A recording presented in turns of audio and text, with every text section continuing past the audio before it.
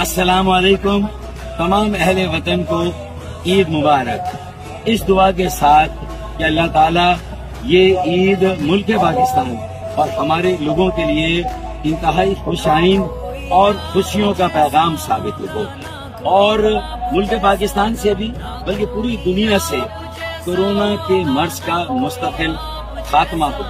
میری یہ بھی دعا ہے کہ ہمارے بیٹے ہماری بیٹیاں کسی کی محتاج نہ ہو، ہم معاشی بدحالی، مہنگائی، بے روزگاری اور غربت کو ختم کرنے کے لیے اپنا کردار ادا کریں، ایک بہت بڑی یکجہتی اور بہت بڑی تحریک قائم کریں۔ ایک مرتبہ پھر عید